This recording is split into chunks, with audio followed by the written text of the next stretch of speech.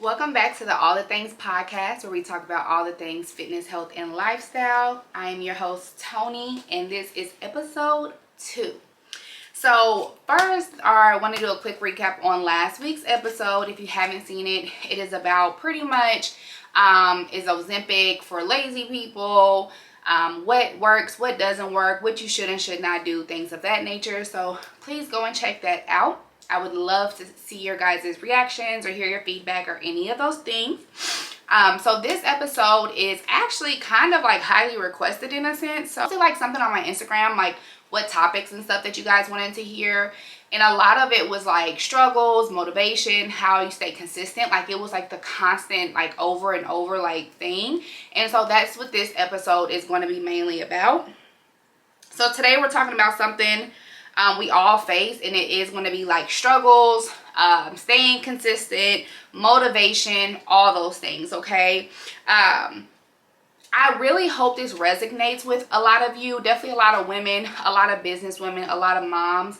I really hope that this resonates with you guys and it kind of hits home for you, because I know it hits home for me. Because if I'm being honest, like this is really we all deal with it. It really doesn't even matter if you're a mom or not. We literally all deal with it. So yeah, let's talk about it a little bit. Let's get right into it. Okay, so let's be real. Some days it feels impossible to show up for yourself. It feels absolutely impossible to show up for yourself. You feel like you have the weight of the world on your shoulders, and then you have you. I don't know why we put ourselves last, why we choose to, prioritize ourselves last, but sometimes it feels like the weight of the world is on us. For example, even this morning, I knew I had to go to the gym because I had to record an episode. When I say I was exhausted, last night I tossed and turned all night long, but I knew I had to get up and show up for myself, because if I didn't go to the gym this morning, I wasn't going to have time to go to the gym this evening, and then what was going to end up happening is I was going to be SOL on prioritizing myself. And that was a moment of me struggling through showing up for myself. There was nothing inside of me that wanted to get up this morning. There was literally not a thing that wanted to get up, but I was literally like, I will lay in the bed and like cuss myself out in my head. Like, Tony, if you do not get up right now, blah, blah, blah. I don't know if anybody else does that, but I do that. I literally be like, if you do not get up and go, or if you don't do this, or if you don't do that, like I literally have to like argue with myself inside of my brain just to get me to get up and move. But sometimes it works, and that's just kind of what we have to do. It is a absolute struggle and mental struggle to push yourself. Definitely when you have to like wake up in the morning, or maybe go late at night, or after work, or any of those things. And sometimes I don't know why it's such a struggle for as people to prioritize themselves. Like, you would think that we understand and know we are ourselves. Like, it's up to us for anything to shake and move, right? But I do think that that is the number one struggle, is just prioritizing yourself and motivating yourself to go, to do it, to have it happen.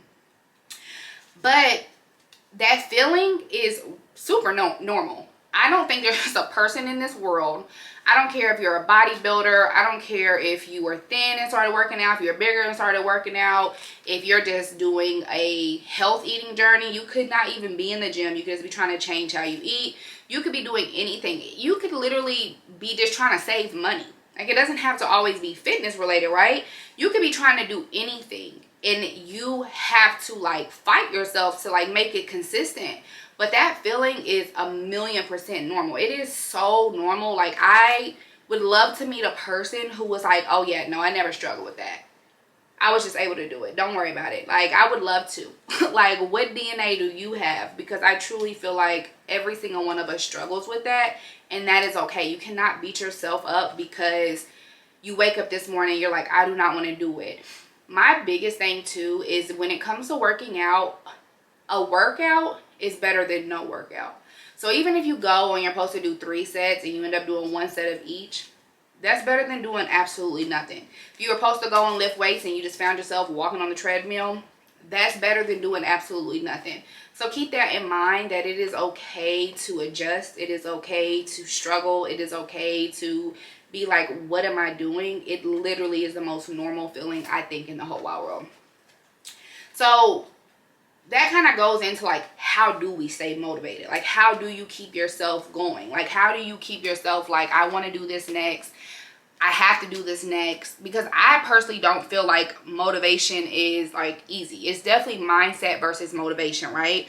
Motivation isn't always there, but discipline and the vision absolutely is. You might not be motivated to do it, but you know what the outcome is. You know what you're trying to achieve, why you're trying to achieve it. And it comes simply down to, how do I achieve it, and am I going to keep myself going toward it? That is where the motivation comes from, is your mindset. For me, my goal was to get to 180 pounds. At 247 pounds, there was no way for me ever to hit 180 pounds if I did not keep going.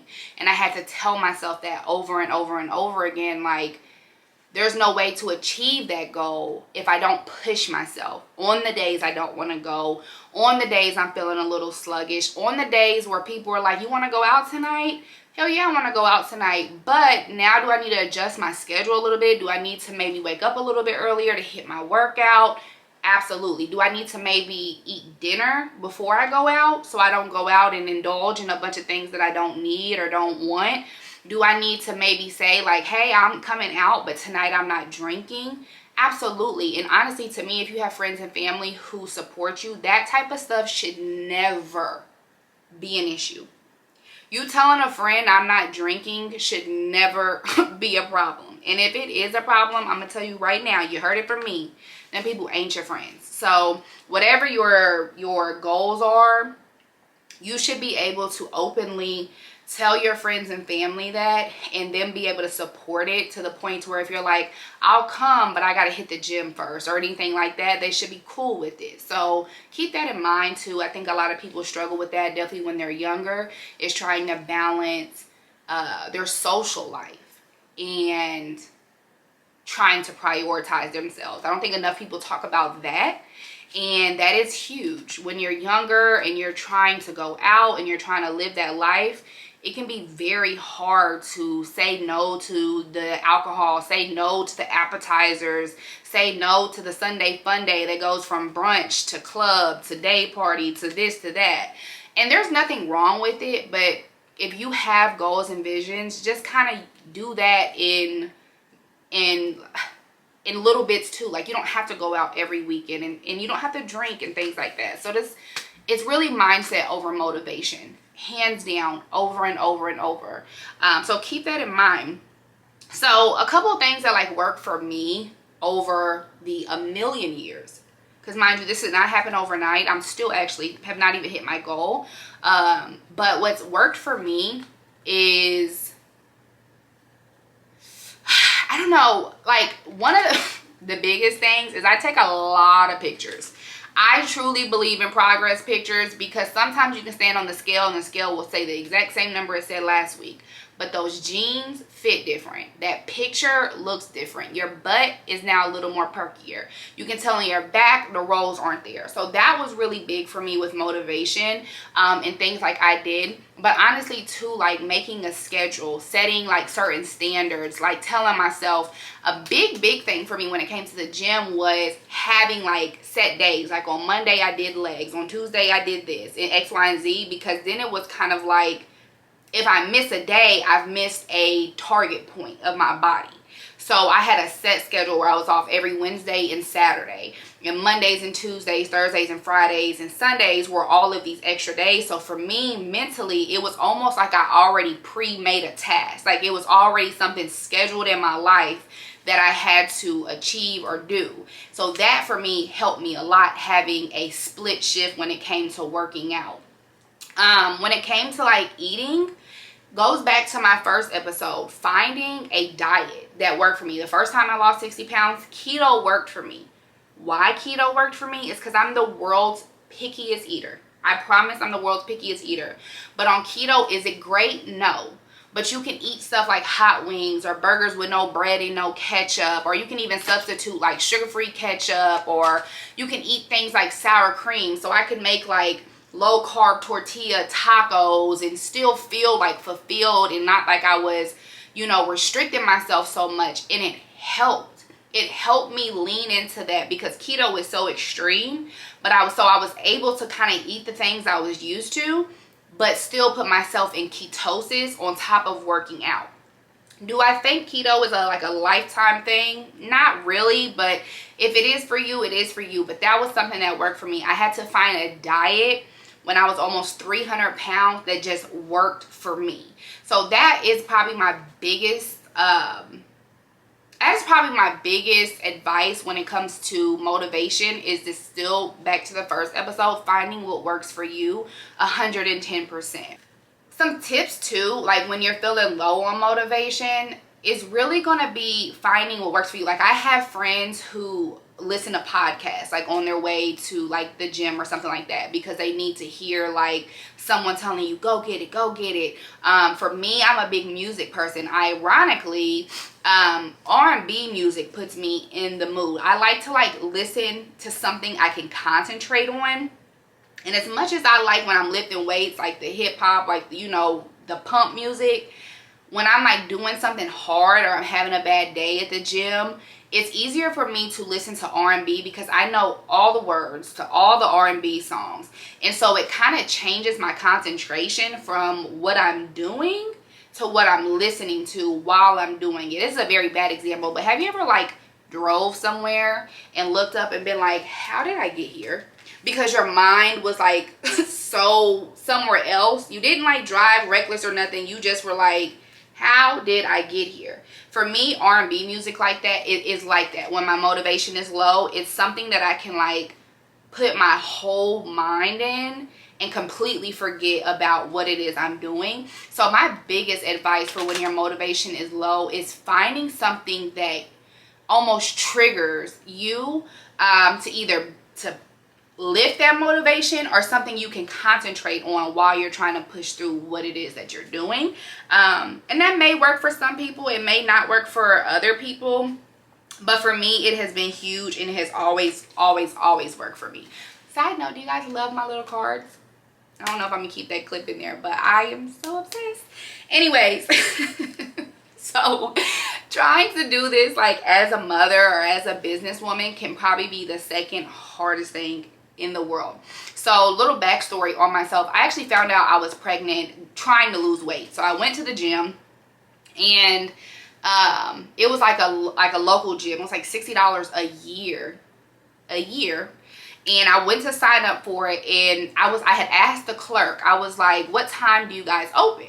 And she was like, we're open from whatever to whatever. She said, well, we won't be open tomorrow because it's Labor Day. I was like, there's no way it's Labor Day. I'm like, okay, yeah, okay, whatever. At the time I lived with my mom. I'm like, okay, whatever. I don't really believe it. The reason I didn't believe it is because my period comes like clockwork. Every single month, on time, ain't nothing changing it. So when she told me Labor Day, at the time I was like, that is like past when my period should be here. So that doesn't make sense. So I go home. I don't believe this woman. I ask my mom. I'm like, what is today? Or what is tomorrow? Whatever. She tells me, and I instantly know I'm pregnant. Instantly know I'm pregnant. I tell my baby's father to go get tests. I pee on 3 different tests, and all of them come back, welcome to motherhood. So with that being said, motherhood can stop you, slow you down.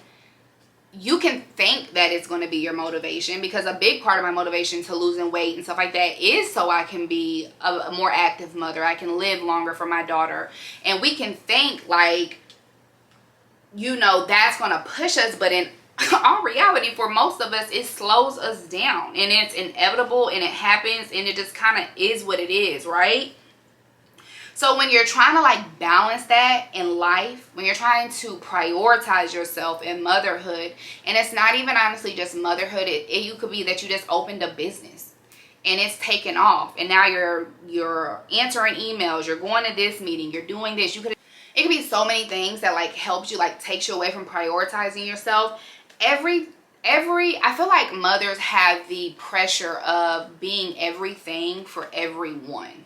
Even if you have one kid, it just feels like the weight of the world is on your shoulders. You have to wake up, you have to make lunches, you have to go to work, you have to take care of your kids when they get home. You got to make sure they're bathed, fed, this, that. If you have a spouse, you want to make sure they're eating, they're taken care of. You have to satisfy your job. There are so many things that we wear and so many hats that we wear, you kind of are almost like, so you don't even think, so when do I take care of myself? You just don't.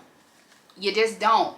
And honestly, self-care is not just bubble baths in silence. Self-care is not always putting your face mask on and doing your nails. Yes, that can be a form of self-care. But self-care is also letting your kids eat cereal for dinner because you're too tired to cook.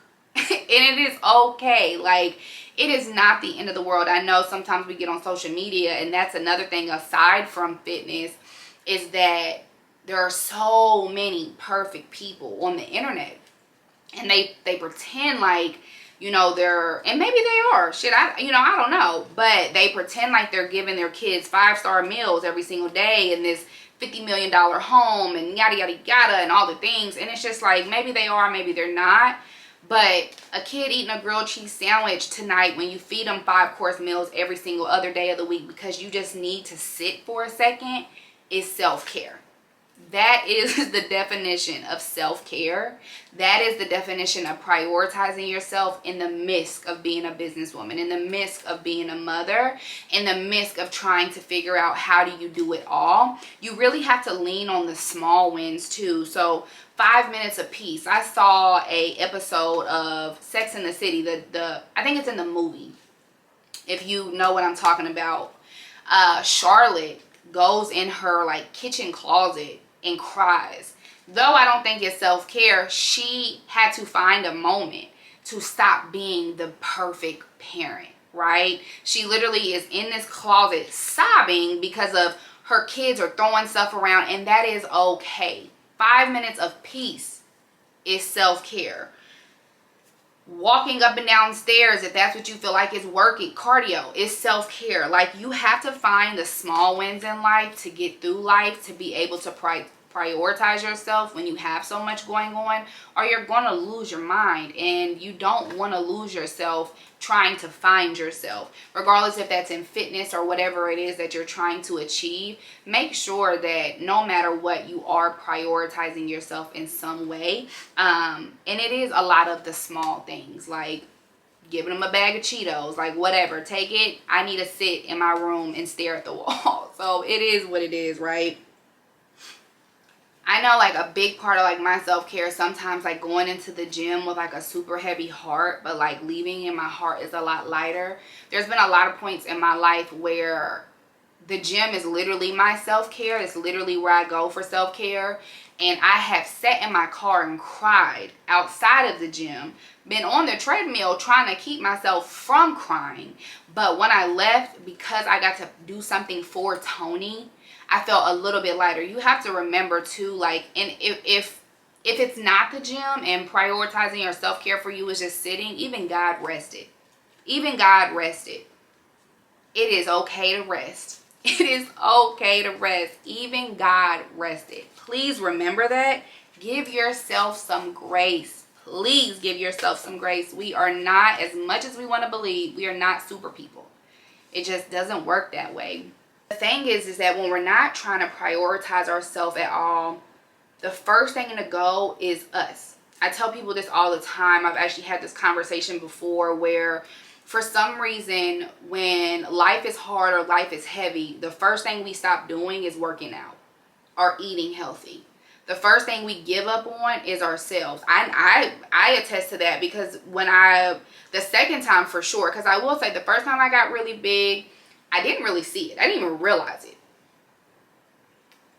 I didn't realize it until I lost the weight, which I don't know how, but that's kind of how that worked for me. But the second time I gained all that weight back, life was on my shoulders. I didn't have bounds. I didn't set standards. I was going through a lot mentally, emotionally. A lot had changed in my life. And I let myself go. That's just what it was. I was taking care of everything at that moment I felt like I could take care of, but the only thing I did not prioritize was myself. And that also came down to my mental health. I probably was mentally in the lowest part of my life that I probably have ever experienced. And I shout out to my friends at that time who held me down for sure, because I was definitely the friend that called and cried about the same thing over and over again. But why do we do that? Why do we do that? And it's because it's the easiest thing to let go of, because who's going to tell us to do it? We are in control of ourselves, right? So it's like, if I got a kid to take care of, if I have to clock into work, if I have all these other things that are almost mandatory, the only thing that's really not mandatory is myself, because I don't have to go to the gym. I don't have to cook this meal. I can go get McDonald's. Like, it's so much easier just to let go of ourselves in the midst of everything. But really, if we let go of ourselves, we're really failing everything else. We're really failing everything else. We can't be our best selves for everyone else if we're not our best selves for ourselves. Our body and us, we carry everything. But we sometimes, I feel like, forget that we need to be poured into as well. We need to be taken care of as well. And we really need to keep that in our forefront. Another thing too, kind of even going back to motherhood, I know a lot of moms, I have spoke to a lot of moms on mom guilt. And I want to talk about that a little bit, just simply in all this balancing. One, I understand having mom guilt. I completely do. Because you feel like maybe you're taking yourself away from your daughter or your son or your kids or whatever to prioritize yourselves. And it's almost like they didn't bring themselves into this world, right? Like, we're supposed to be there to take care of them, answer their questions. If they want a snack, get them a snack. However, you have to think about how not being the best you is actually not beneficial to them. And how I got around mom guilt is I took my daughter with me. If I'm being honest, my daughter went everywhere with me. The first gym, after I decided to change my lifestyle and stuff like that, the first time I lost all the weight, I went to the YMCA, and they had a daycare in the YMCA, literally at the front entrance. I would drop my daughter off at the daycare. You had a 2-hour time frame. I'd work out in the 2-hour time frame. She actually loved it, to the point where she used to throw a dang on fit to even leave. And then I would go home and go to work. I would just take her with me. When there was moments I didn't have a daycare, or if it was closed or something like that, I would just go on a walk. My daughter is now old enough to actually go on a walk with me, or she doesn't really care. But make it work. There are gyms with daycares. There are YMCAs. But also, too, if you have a spouse, if you have a village, lean on them. Lean on them. No one is going to be like, oh, you're trying to better. I mean, they might. Then let's go back to finding the gym. But even then, I have a friend who literally walks a high school track every single day with her babies. Take the kids with you. There is nothing wrong with prioritizing yourself as a mother, and don't allow that to make you feel guilty because you're trying to become the best you, because I promise you, they want you to become the best you. How many kids grow up and find out their moms or dads sacrificed something for them, and they're kind of like, why did you do that? I would have rather you do X, Y, and Z, or whatever the case is. We think in those moments, those sacrifices that we're making for ourselves will benefit them. In reality, when they get older, they're asking us, why did we sacrifice that? Like our health, like going back to college, like leaving the relationship, whatever the case is. You got to think about your kids as teenagers. You have to think about your kids as adults. Would they really want you to sacrifice that? Would they really want you to sacrifice and feel guilty for prioritizing yourself? I promise you, if you have a great-hearted child, which I'm sure all of you do, they don't. So keep that in mind. You deserve to be poured into, and I pinky promise them kids want you to do it too. I don't care if you have 5 kids. Go outside and run around. Go in your backyard and make an obstacle where they're running around the obstacle and you're running around the obstacle. There are so many ways, if you just think outside of the box, where you can put them with you. Or lean on people, lean on your community. Ask people, hey, can you watch my kid? Even if it's for 30 minutes. Hey, can I bring her over here for 30 minutes so she can play with your daughter? You know, hey, can you come over here and sit with me for a little bit so I can go do this? Reach out to your peers in your community, because that's what they're there for as well, guys. Being a mom, working, and trying to go to the gym and prioritize, it's literally like 3 full-time jobs that we most likely probably only get paid 1 for And we probably ain't getting paid that well for that if we want to be honest in this economy. But that's where leaning on people, delegating tasks. When the first time I ever started to get in the gym, I would tell my mom to do this, and at the time my spouse to do that. When I'm in the gym now, literally my spouse helps me so much with being able to go to the gym, because I might cook dinner or something like that, but he might make the plates, or I gotta go, so you gotta put him in the bed and things of that nature. Or in the morning I leave for the gym, so you gotta get up and get him on the bus. It's all about delegating what you can, where you can. There are even jobs that have gyms in it. So let's say you're a corporate America girly. Go to your job gym. Go walk around the building. I used to know somebody who used to do that, who literally used to just walk circles around her building. Find ways to think outside of the box and prioritize yourself in that way, because we are not super people, like I've already said, and everything we do is like working 15 jobs at one time. And like I said, we always let ourselves go. So delegate that. But the biggest thing I want you guys to do is to drop the guilt, because you shouldn't be feeling guilty about wanting to make sure you are a better you, okay? And some of the tools too that you can use is like, you can schedule it. Like there's apps where you can schedule it. There's apps where you can work out at home, do Pilates at home, do workout, go get you some weights from Target. Like there are so many other tools and stuff like that in the world. There's like one of the big Pilates girls is like Pilates by Raven, I think is her name. There are workouts online. Like there are ways to, like there are tools out there to be able to do whatever it is you want to do, even if it's not working out. It could just be eating healthy. There are apps that will tell you what to, definitely with AI now. Take a picture of your fridge and say, this is what I have for dinner. Give me something that's this macros, this blah, blah, blah, blah, blah. And I promise you, ChatGPT will say, make this. And it will give you like there are ways around everything, guys. Absolutely ways around everything. So I want to kind of close off this episode. I hope this hits home with someone. If it does, if you love it, tag it, share it.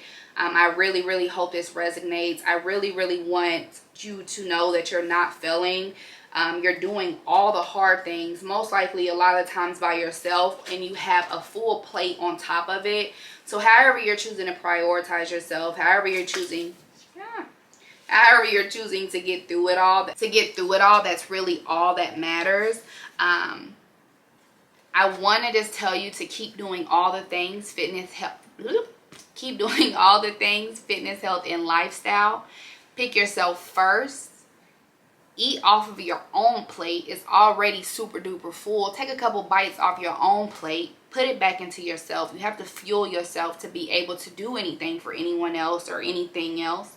And just remember, I love you, and I hope that you enjoyed this episode.